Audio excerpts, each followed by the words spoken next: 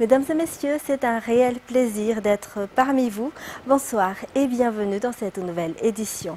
À la une de l'actualité de ce soir, 9,9%, c'est le taux d'augmentation des salaires décidé par le secteur privé pour faire face aux diverses crises dans le pays et au niveau mondial. Augmentation qu'ils ont annoncée au président de la République aujourd'hui durant la rencontre entre les deux parties au Palais Diavelou. L'État et le président malagasy estiment que cette augmentation est peu comparée à l'inflation qui sévit actuellement. De plus, le secteur privé devrait augmenter le SMIC pour que l'augmentation ait un impact sur le salaire des employés, selon le président de la République. Natera Goutumav, Nzaranjiansu. Cela fait 3 mois que les entrepreneurs du secteur privé se concertent pour trouver un compromis sur l'augmentation des salaires des employés afin de faire face aux diverses crises actuelles.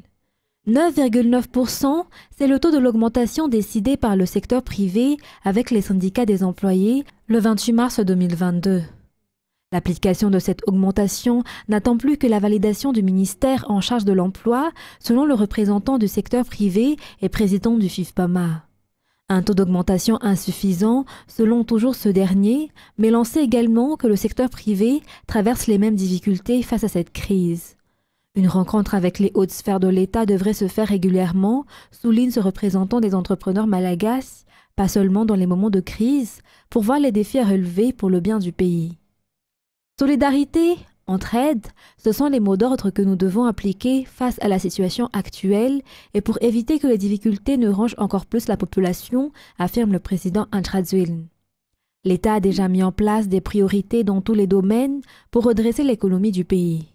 Les crises qui se sont succédées nous ont appris que nous devons produire localement pour éviter que les crises mondiales n'aient de grands impacts sur le pays, selon Andrazuil. Les secteurs de l'agriculture et de l'élevage seront priorisés à cet effet, mais aussi l'exportation, a-t-il souligné. Pour ce faire, l'État est prêt à aider et appuyer le secteur privé. Je vous ai convié également à cette rencontre pour que l'on trouve ensemble des résolutions pour la promotion du secteur privé, selon toujours le président. D'un autre côté, l'État et le président de la République estiment que cette augmentation de 9,9% décidée par le secteur privé est insuffisante face à l'inflation actuelle. L'État penche pour l'augmentation du SMIC pour protéger les intérêts des employés et de la population et afin que l'augmentation ait un impact. Ainsi, la rencontre entre les deux parties se poursuivra. Et puis le numéro 1 malagasy, Andrazuil, est actuellement en déplacement dans le sud de Madagascar. Il a commencé son périple par l'inauguration de la Maison de la Communication et de la Culture à Kunakarac, à Antirabé, en fin d'après-midi, accompagné par la ministre de la Culture et de la Communication. Mis à part la Maison de la Culture et de la Communication, d'autres infrastructures seront bientôt inaugurées, souligne le président de la République. Les détails. 1 an et 8 mois après la pose de première pierre par le président de la République Andrazuil et la ministre de la Communication et de la Culture, Lalatina Ndiatungarif, la Maison de la Communication et de la Culture Vaknakarac, Ankunakarac, a été inaugurée ce jour. Cette maison comprend un auditorium pouvant accueillir jusqu'à 550 personnes, une bibliothèque ouverte au grand public, une salle d'exposition, une salle d'informatique, une salle de conférence, une salle pour l'ordre des journalistes et une salle pour les artistes. Il s'agit de la concrétisation de l'engagement numéro 13 du président de la République, mentionnant la promotion de la fierté nationale. Il s'agit également de la 5e maison de communication et de culture qui existe à Madagascar, si 4 autres sont encore en cours de construction. Mis à part cette maison de la communication et de la culture, de nombreuses infrastructures sont construites à Antirabé, notamment les écoles Manarapench, les gymnases, les CSB, les Chanmour, l'abattoir, etc. Parmi elles, d'autres sont encore en cours de finition et seront inaugurées prochainement, soutient le président de la République. Le président de la République a également martelé qu'il est entièrement satisfait des réalisations des Velran à Antirabé. Dans les actualités également, au total, 1089 armes à feu ont été publiquement détruites aujourd'hui sur le parvis de l'hôtel de ville à Nalakeli, collectées dans 568 communes, 51 districts et 11 régions à travers Madagascar. Ces résultats ont été obtenus à l'issue de la campagne Un mois d'amnistie organisée par le ministère de la Défense, désormais en collaboration avec la Gendarmerie nationale et financée par l'Union africaine. C'est Charanjanas, Mervoulatfiran. La distance totale parcourue pour récupérer les armes est de 29 564 km selon le ministère de la Défense. Les résultats obtenus lors de l'événement Mois de l'amnistie organisé par le ministère de la Défense en collaboration avec la Gendarmerie nationale et financé par l'Union africaine a pu collecter ces armes sans permis. Durant cette période, 1089 armes à feu sans permis ont été livrées aux postes de gendarmerie et de police à travers Madagascar.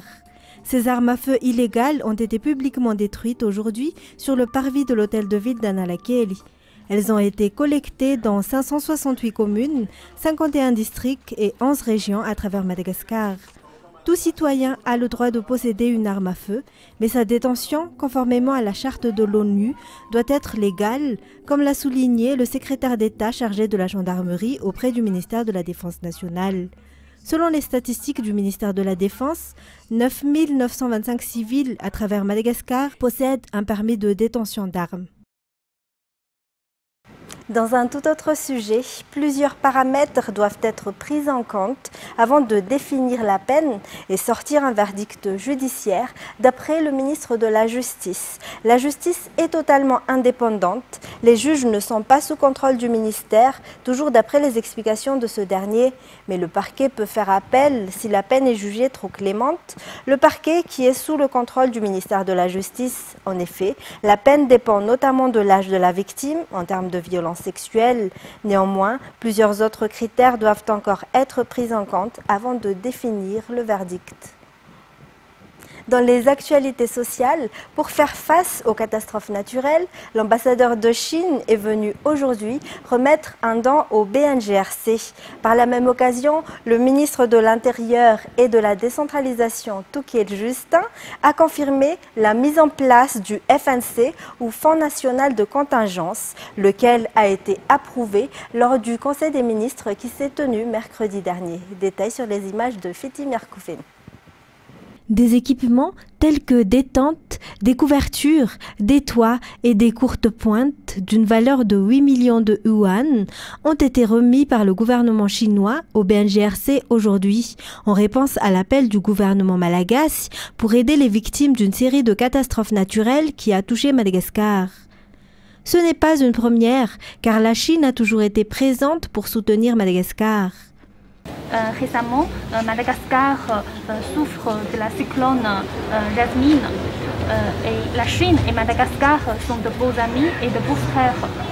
C'est la raison pour laquelle la Chine doit soutenir Madagascar dans la lutte contre les cyclones. Par ailleurs, le ministre de l'Intérieur et de la décentralisation a confirmé qu'afin d'améliorer la coordination des gestions des risques et des catastrophes, un fonds national de contingence financé annuellement par l'État sera mis en place. Les partenaires financiers pourront directement y verser leur aide et dons. Néanmoins, pour ce faire, la Banque mondiale exige la mise en place d'un service en charge de l'audit de ce fonds au sein du BNGRC. À cet effet, la réorganisation de l'organigramme du BNGRC a été approuvée lors du Conseil des ministres tenu mercredi dernier. Toujours dans ce contexte, le dernier communiqué du CRVO au sein du BNGRC fait état de 5 personnes décédées à la suite du passage du cyclone Jasmine dans le sud de l'île. 7 autres sont toujours recherchées, selon toujours ce communiqué. Par ailleurs, 2246 personnes sont sinistrées, si 355 ont été déplacées dans des centres d'hébergement. Toujours selon les explications, 302 maisons, 417 salles de classe ont été endommagées. Le problème foncier des habitants de la commune d'Ambouidanir, district de Miarnariv, région Itas, notamment des agriculteurs de cette circonscription, est enfin résolu car en effet, un bureau foncier y a été mis en place. Désormais, la population n'a plus besoin de se déplacer afin d'obtenir de certificat foncier, une pièce fondamentale pour prouver son droit de propriété grâce à cette initiative de l'État malagasy par le biais du ministère de l'Aménagement du Territoire et du Service foncier à travers le projet CASEF financé par la Banque mondiale. Reportage. Auparavant, la commune servait de bureau de doléances foncières pour les habitants d'Ambouidanir. Pour cette commune rurale, ce ne sont pas les dalles qu'il faut craindre, mais les accapareurs de terrain. Face à cela, le bureau foncier local ou BIF y a été mis en place à travers le projet CASEF. 5600 certificats fonciers ont pu être délivrés pour la grande joie de la population locale. Le certificat foncier leur est d'une grande utilité pour prouver leur droit de propriété. La délivrance des certificats fonciers que le ministère de l'Aménagement du Territoire et de Services fonciers classe prioritaire, étant donné qu'il s'agit d'un document de garantie pour les propriétaires, surtout pour les cultivateurs, pour qui les propriétés foncières constituent une source de revenus. Dans l'ensemble, on est impressionné par le volume du travail qui a été réalisé par le projet. Et quand on dit par le projet, c'est aussi par les communes, par les FOCTAN, par les administrations qui sont en charge du foncier. Et on n'est pas loin d'avoir des résultats majeurs, très importants, comme il y en a rarement eu sur la certification foncière. Il y a encore quelques réglages à faire en termes de règles pour pouvoir faire cette distribution de certificats fonciers dans les délais les plus courts. Les gens attendent les certificats fonciers au moment de la récolte. Et je crois que le projet, avec le MATSF, s'organise actuellement pour relever ce défi qui est difficile. La récolte, c'est maintenant. Mais normalement, je crois qu'on va assister bientôt à une pluie de certificats.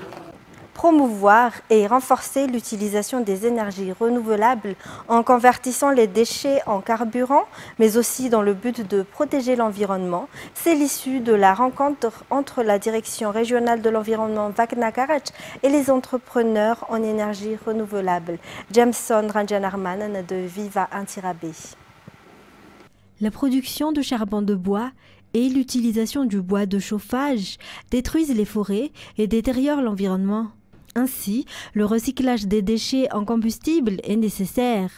C'est pour cette raison qu'une rencontre s'est tenue entre la Direction régionale de l'environnement de Vakna Karach et les entrepreneurs en énergie renouvelable. Tous les moyens pour préserver pleinement l'environnement ont été envisagés. Les entreprises du Vakna Karach ont un rôle important à jouer dans cette stratégie à travers les retours d'expérience de leur RSE. Côté sport, Nicolas Dupuis redevient sélectionneur des Barea. L'annonce a été faite ce jour à Mamasn par le président par intérim de la FMF. Quant à Radrasouanev, ancienne gloire des Scorpions de Madagascar, il devient le directeur technique national. Anzara Zonarvelu. Nicolas Dupuis sera le sélectionneur des Barea de Madagascar pour la campagne des qualifications à la Coupe d'Afrique des Nations 2023 en Côte d'Ivoire. Les éliminatoires débuteront à la fin du mois de mai avec déjà un déplacement périlleux au Ghana dans le groupe E. Il est celui qui avait occupé ce poste lors de la participation de Madagascar à la CAN 2019, durant laquelle l'équipe nationale malagasy avait atteint les quarts de finale pour sa première participation à ce tournoi continental.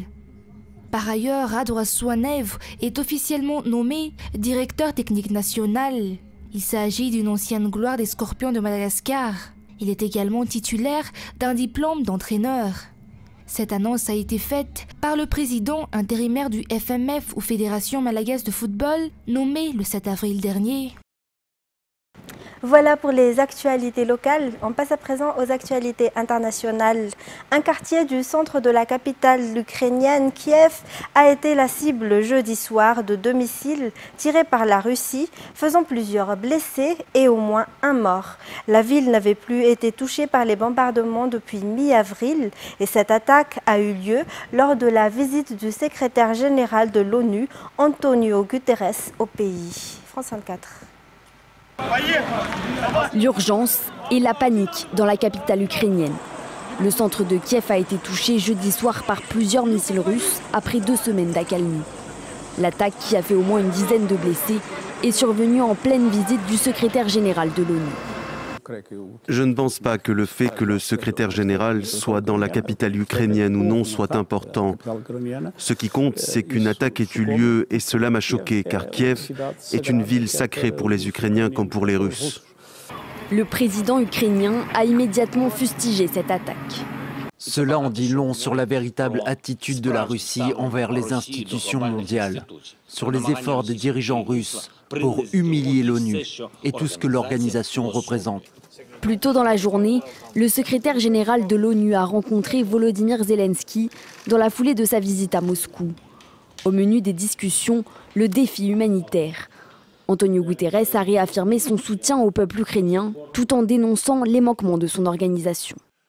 Permettez-moi d'être très clair, le Conseil de sécurité a échoué à mettre tout en œuvre pour empêcher et mettre fin à cette guerre. Et cela est source de grande déception, frustration et colère. Dans la matinée, il s'était rendu dans plusieurs villes de la périphérie de Kiev, des lieux de multiples exactions présumées, comme ici, à Borodianka. Rien ne justifiera jamais cette guerre. C'est inacceptable au XXIe siècle. J'imagine ma famille dans une de ces maisons complètement détruites. Je vois mes petites filles s'enfuir en panique, abandonnant derrière elles tous ces morts. Direction ensuite Boutcha, devenu le symbole de la brutalité et des violences russes. Le patron de l'ONU appelle la Russie à coopérer avec la Cour pénale internationale, qui a ouvert une enquête pour de possibles crimes de guerre commis dans cette ville. Mais la Russie continue de nier tout crime. Une vague de chaleur record s'est abattue sur l'Inde et le Pakistan, provoquant des coupures d'électricité et des pénuries d'eau pour des millions d'habitants qui devraient subir cette fournaise de plus en plus fréquemment à l'avenir, selon des experts du changement climatique. France 24. Ces épaisses fumées continuent d'asphyxier les habitants aux abords de la gigantesque décharge à ciel ouvert au nord de New Delhi. Aussi haute qu'un immeuble de 17 étages et large comme 60 terrains de football, elle a pris feu dans la nuit de mardi à mercredi et le brasier continue de brûler. En cause, la vague de chaleur qui touche actuellement le nord de l'Inde et notamment la capitale où le thermomètre est monté jusqu'à 46 degrés cette semaine. Le mois de mars a été le plus chaud jamais enregistré. L'incendie a créé tellement de fumée qu'il a bloqué toute visibilité dans les environs et il se dégageait tellement de chaleur qu'il n'était même pas possible de se tenir à proximité. Et il y a un brouillard qui s'étend sur au moins 200 mètres. La population qui habite dans les environs se sent totalement abandonnée. Nous avons très peur. Nous inhalons ces fumées qui causent des maladies. Ça me fait mal quand je respire. Et nous sommes beaucoup dans ce cas. Qu'est-ce qu'on peut faire ? Nous ne connaissons pas la cause de ces incendies. Les dépôts d'ordures prennent feu d'un coup. Nous sommes environ 500 à lutter et à vivre ici. 3 autres décharges de New Delhi ont pris feu ces dernières semaines. La canicule qui a démarré en mars a privé le nord de l'Inde de printemps et le mois de mai devrait connaître une nouvelle hausse des températures. On estime que les vagues de chaleur ont tué plus de 6500 personnes en Inde depuis 2010. Et pour terminer, la région de Madrid, la capitale espagnole, a décidé de réduire le nombre de métros en circulation en raison de l'envolée des prix de l'électricité qui pèse sur les coûts d'exploitation de la régie des transports. France 24. Bonjour, oui, alors concrètement, les métros en circulation dans la capitale espagnole sont réduits jusqu'à nouvel ordre de 10% aux heures creuses et de 4% aux heures de pointe. Dans ce deuxième cas de figure, cela signifie 311 trains en circulation au lieu de 324 auparavant. L'annonce a été faite cette semaine par le gouvernement régional de Madrid dans le but de réduire la facture d'électricité dans un contexte de flambée générale des prix de l'énergie. Alors Madrid tient à rassurer tout de même les quelques 1,4 million d'utilisateurs quotidiens de son métro.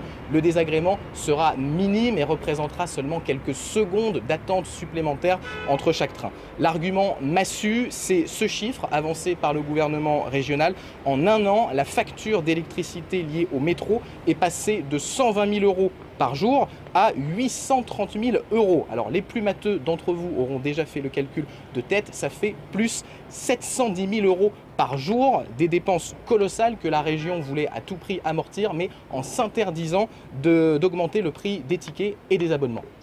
Oui, c'est vrai, hein, cette flambée du prix de l'énergie affecte et frappe de plein fouet toute l'Espagne et son économie. Certaines entreprises très gourmandes en énergie, on pense par exemple à certaines sidérurgies, ont dû réduire la cadence, voire se mettre à l'arrêt. Pour les particuliers aussi, hein, l'addition est salée. Pour certains, ces derniers mois, les factures de gaz et d'électricité ont plus que doublé. Alors un récent accord entre l'Espagne, le Portugal et l'Union européenne devrait permettre de réduire les factures d'environ 30%. Et pour beaucoup, il était temps. Selon une étude publiée fin 2021, 11% des Espagnols n'ont pas les moyens de chauffer correctement leur logement. C'est quasiment 2 fois plus qu'en France. Et c'est la fin de cette édition. Mesdames et messieurs, merci de votre attention.